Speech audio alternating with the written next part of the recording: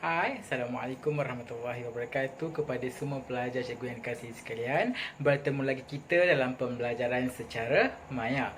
Okey, so pada minggu yang ketiga, kelas kita iaitu kelas ekonomi tingkatan 4. Okey, cikgu akan habiskan modul pada bulan 5 iaitu pada minggu yang ketiga. Okey, so cikgu harap kamu dah bersedia. Okey pelajar, jom. Okey kelas, okey kita teruskan kelas kita ekonomi tingkatan 4 pada minggu yang ketiga. Okey kita akan masih lagi di bab yang keempat iaitu pengeluaran. Okey so kita akan teruskan. Okey so cikgu harap kamu dah boleh jawab soalan yang table yang cikgu bagi untuk minggu lepas. Okey terus kita teruskan pada minggu ini iaitu kita akan tengok iaitu dah minggu lepas cikgu dah ajar kamu berkaitan dengan kos semua. Okey so untuk minggu ini cikgu akan habiskan tajuk iaitu tajuk pengeluaran ni di mana kita akan belajar itu berkaitan dengan konsep hasil dan juga untung. Okey, macam mana kamu nak kena pasti dia punya hasil dan juga untung ya kat sini pelajar. Okey, boleh pelajar?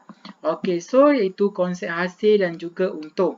Okey, hasil. Apa yang dimaksudkan dengan hasil pelajar? Okey, hasil ialah nilai penerimaan. Okey, nilai penerimaan yang diperoleh firma daripada jualan keluarannya. Itu merupakan hasil. Hasil ialah penerimaan yang diperoleh firma daripada jualan keluarannya. Maksudnya hasil ni keuntungan lah. Maknanya dengan bahasa mudah, hasil ni keuntungan yang kita terima. Okey, hasil daripada keuntungan yang kita terima iaitu kita jual kita punya produk kita. Okey, rumus kita untuk mendapatkan hasil, rumus dia ialah okey kat sini itu harga kamu kena darab dengan kuantiti. Harga seunit darab dengan kuantiti. Berapa kamu beli? Okey, kuantiti tu yang kamu hasilkan. Okey, untung pula ialah, cikgu highlight kat sini ialah untung.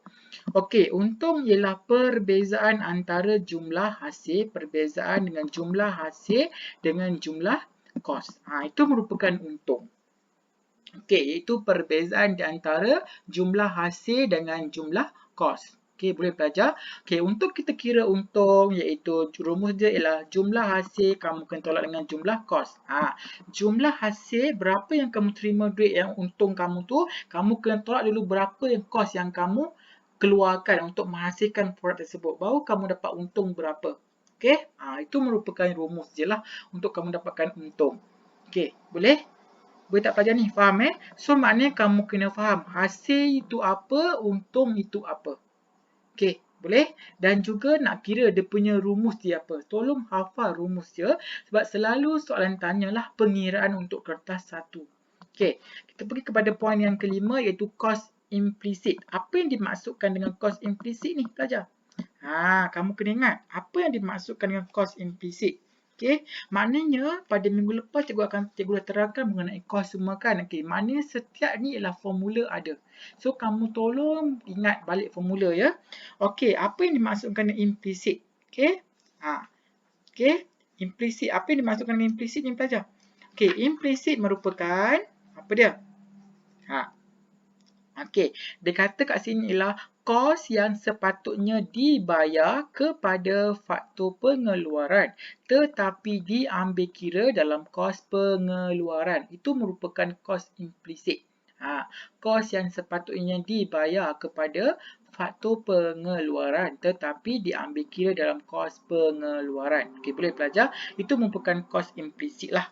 Okey, kos yang tak nampak Okey, boleh? Kepada kos yang tidak ketara lah. Tidak ketara dan kos implisit juga dikenal sebagai kos ketara. Okey, implisit ni tak nampak lah.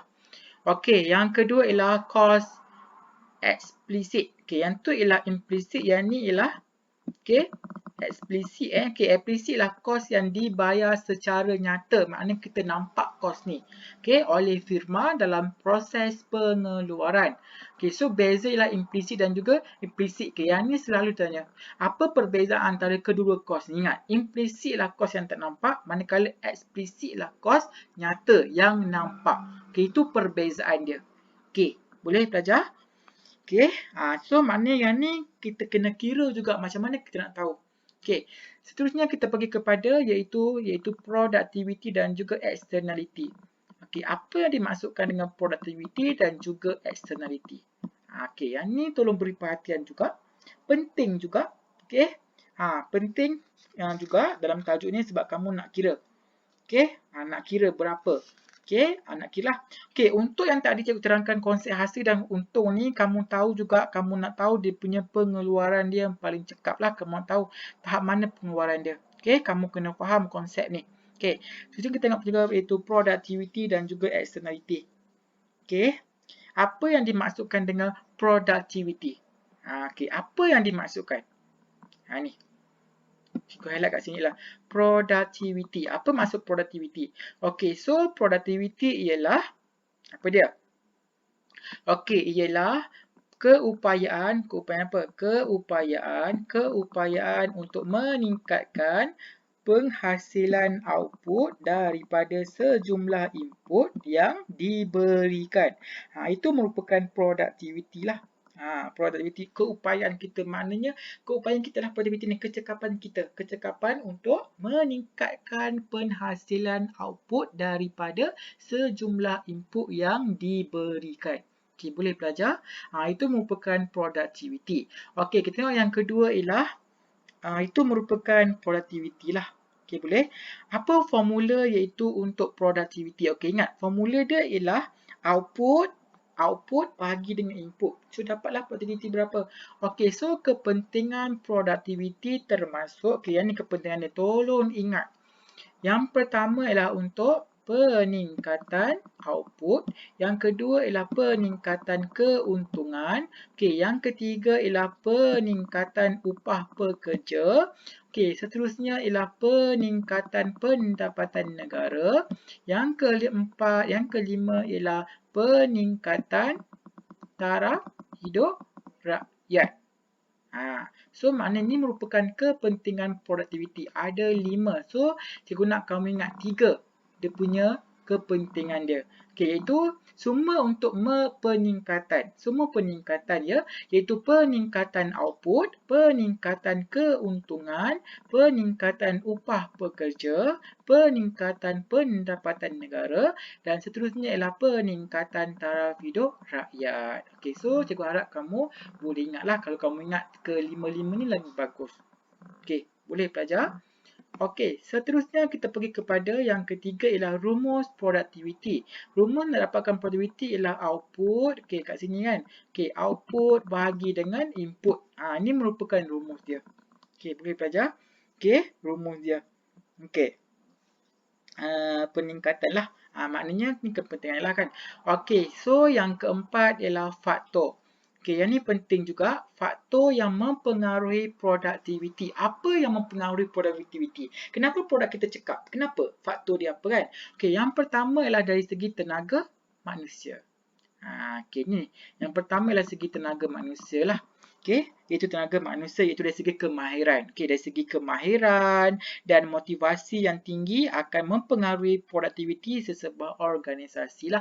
Ini merupakan tenaga manusia lah kan. Maknanya setiap tenaga manusia harus ditempatkan ke posisi kerja yang sesuai dengan kebolehan dan kemahiran masing-masing lah. Maknanya kita kena letak.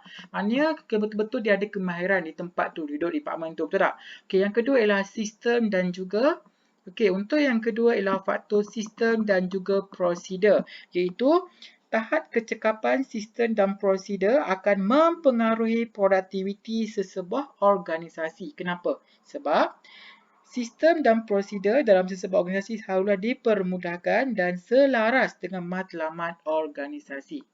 Okey, boleh? Okey, yang seterusnya ialah struktur organisasi. Apa dia struktur organisasi?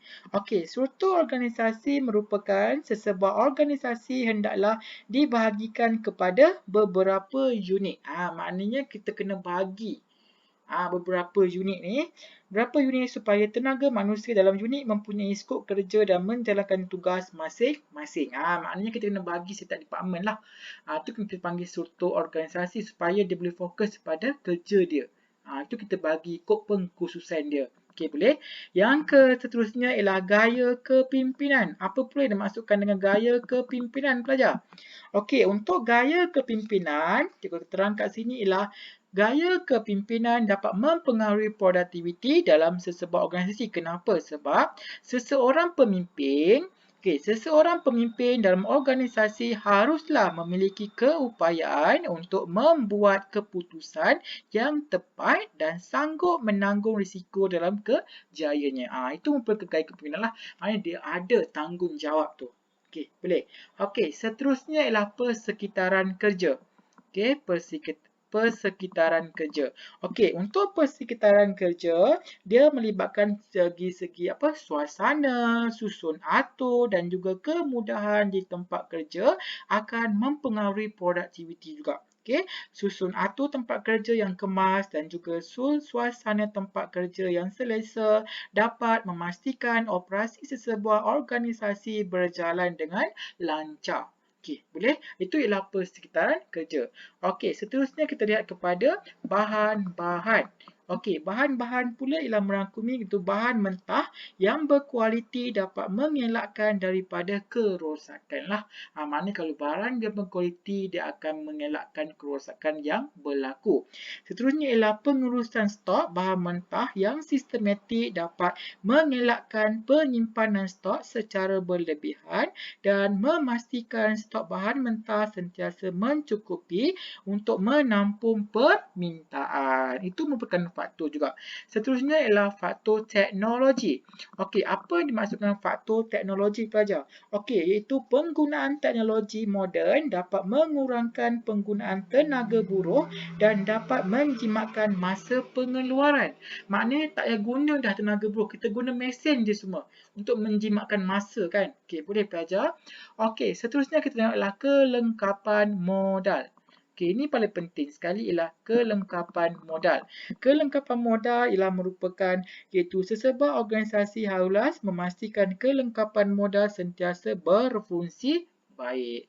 Okey, yang ni kena bagi tahu yang nombor 4 ni ialah faktor yang mempengaruhi produktiviti, selalu tanya dalam kertas 2. Cikgu harap kamu fahamkan dan at least kamu kena ingat 4. Daripada ni kena ingat 4 lah. Okey, kita pergi yang kelima ialah externality. Apa pula dimaksudkan dengan externality ni? Okey, externality merupakan kos atau faedah yang tidak diambil kira dalam pengeluaran. Kita ambil kira dalam kos pengeluaran dan penggunaan sesuatu barang atau perkhidmatan. Okey, itu merupakan externality, kos yang tak ambil kira. And then kos sosial.